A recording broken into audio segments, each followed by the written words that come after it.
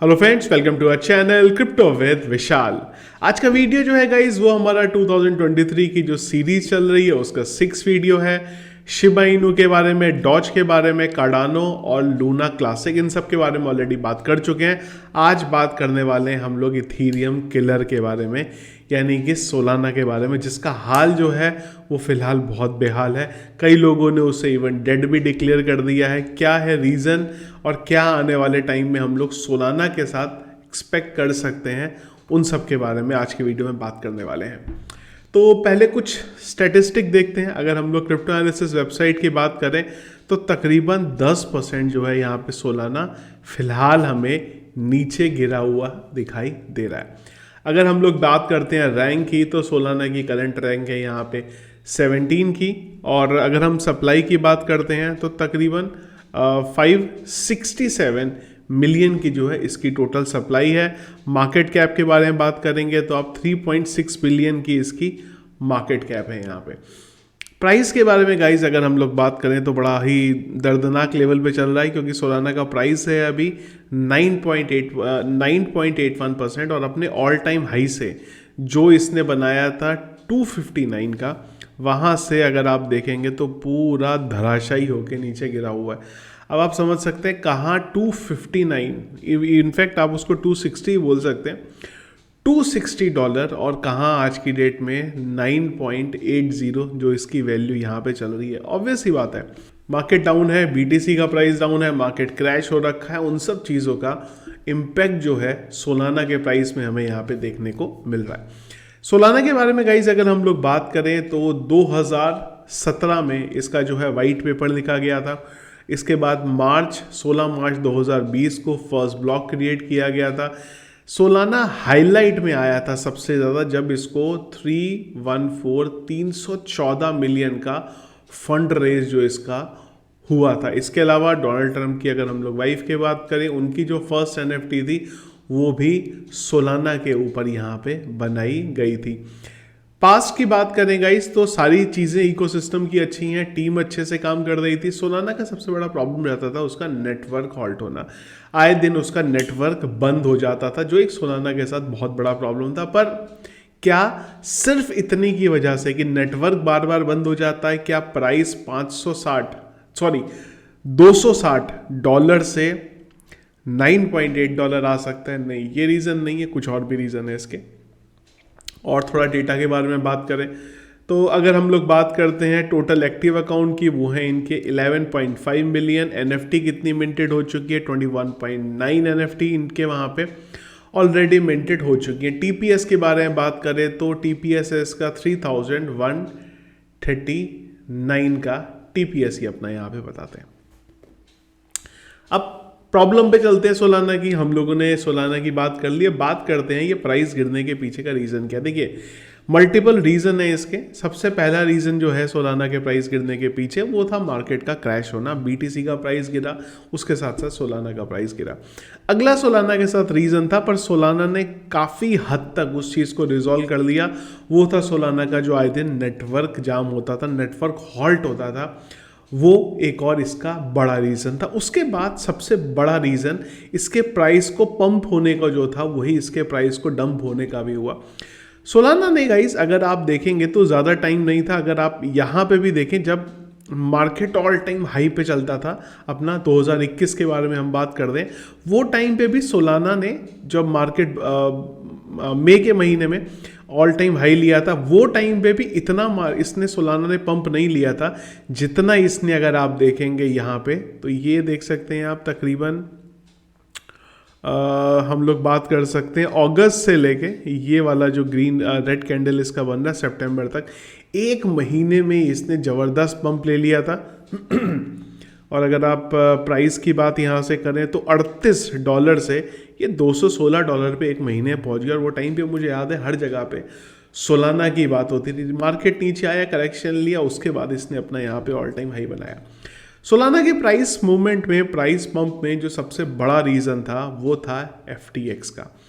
Sam जो है वो काफ़ी ज़्यादा उन्होंने सोलाना के प्रोजेक्ट को बैक करा, जिसकी वजह से सोलाना के प्राइस में हमें पंप देखने को मिला।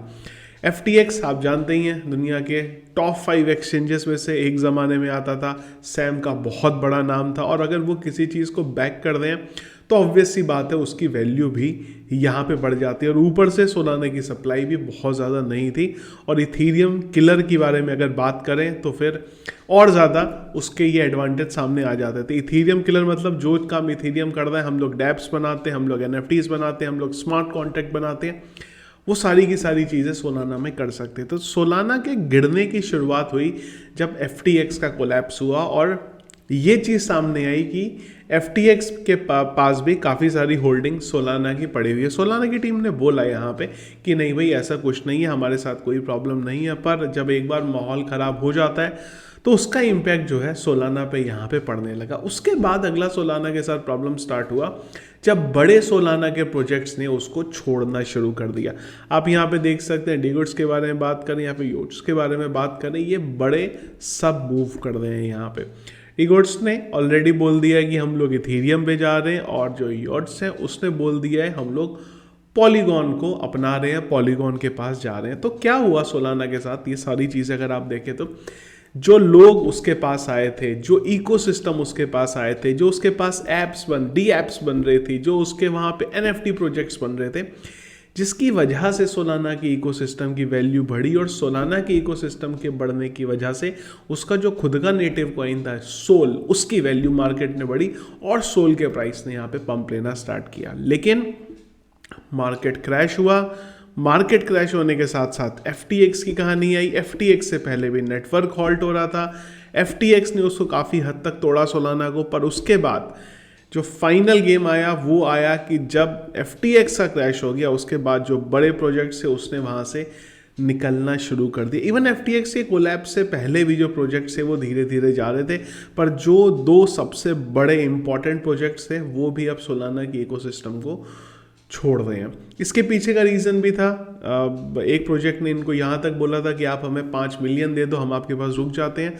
अब ये बड़ा क्वेश्चन वाला स्टेटमेंट है कि सोलाना इकोसिस्टम को क्या $5 मिलियन भी इनके पास नहीं थे वो एक प्रोजेक्ट को अपने पास रोकने के लिए? वो एक इम्पॉर्टेंट चीज़ है जिसका आंसर अगर हम लोग बात करें तो अभी तक हमें देखने को नहीं मिला। ये वो एरिया है जो शायद मेरे इमेज की वजह से राइट हैंड साइड जो बॉटम में आ रही है शायद छुप गया हो, तो ये वो एरिया था जिसके बारे में हम लोग बात करते थे।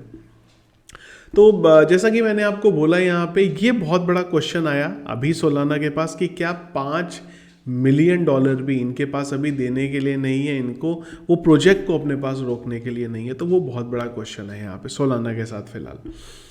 इसके बाद नई कहानी अभी मची, जो अब इम्पॉर्टेंट रीज़न आ गया, वो आ गया एलिमेडा के जो वॉलेट है वो अब उसको खाली कर रहे हैं ऑल्ट कॉइन्स को, और उसकी जगह पे वो बिटकॉइन को बाय कर रहे हैं। ये एक और यहाँ से कहानी आई कि जिनकी वजह से सोलाना का इकोसिस्टम बढ़ा, उनके पास भी जो सोलाना है वो भी अब मार्केट में उसे बेच रहे हैं। उस वजह से ऑल्ट कॉइन का प्राइस भी गिरा, पर उसका सोलाना के ओवरऑल इकोसिस्टम पे बहुत मेजर इम्पैक्ट जो है वो यहाँ पे देखने को हमें मिल रहा है, जिसकी वजह से जो और भी सोलाना के प्रोजेक्ट जो बने हुए थे उन सब के प्राइस में हमें डाउनफॉल देखने को मिला है।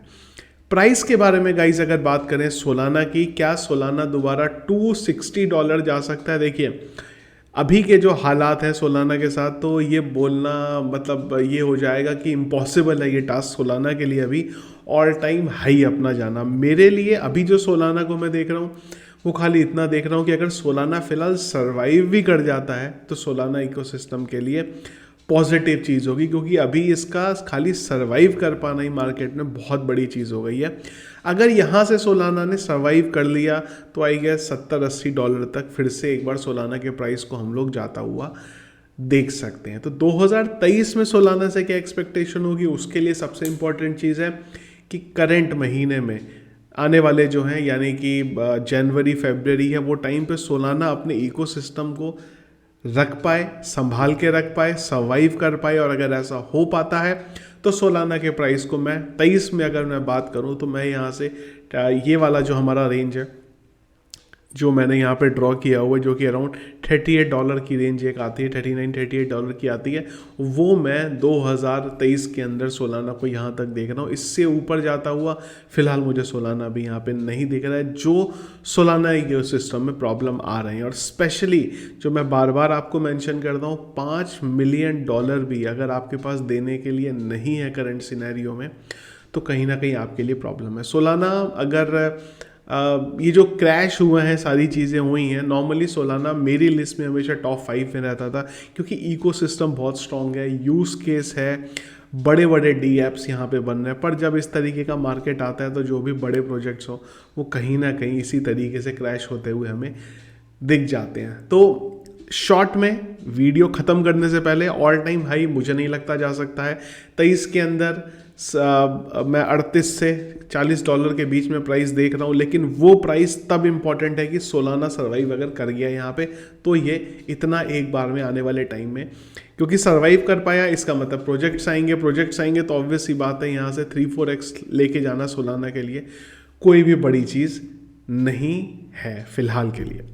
तो ये था गाइस अपडेट, ये था सोलाना के रीज़न प्राइस डाउन जाने के पीछे, और थोड़ा बहुत सोलाना की जो पीछे की हिस्ट्री यहाँ पे चल रही थी। एक और चीज़ आपको सोलाना की बताना चाहूँगा, मुझे नहीं पता आप लोगों में से कितने लोगों को ये चीज़ पता है। तो राज गोकल है, जो कि सोलाना की जो जिन्होंने बनाया था, जो उनकी फाउंडिंग टीम है उसमें से आते, तो ये भी एक इंडियन ओरिजिन, एटलीस्ट आप बोल सकते हैं इंडियन नाम वाले जो है उनका प्रोजेक्ट है सोलाना। तो ये था गाइस अपडेट, ये था सोलाना का रीज़न डाउन जाने का। इसके अलावा शिबा, डॉज, कार्डानो, लूना, उन सब के वीडियोस हम लोग डिटेल में बना चुके हैं, तो वो अगर आपने अभी तक चेकआउट नहीं करे हैं ज़रूर चैनल पे आके चेकआउट कर लीजिएगा। आप लोगों का क्या ओपिनियन है सोलाना के बारे में, आप लोग क्या देख रहे हैं, आप लोगों को क्या लगता है कि क्या सोलाना डेड हो गया या फिर आने वाले टाइम में सोलाना वापस करेगा, वो ज़रूर एक बार मुझे कमेंट बॉक्स में बताएगा। ये था इस वीडियो पसंद आया आपको, इसको लाइक और शेयर कीजिएगा। चैनल में अगर आप नए हैं, फर्स्ट टाइम हमारा वीडियो देख रहे हैं, जरूर चैनल को सब्सक्राइब कर लीजिएगा। Thank you friends.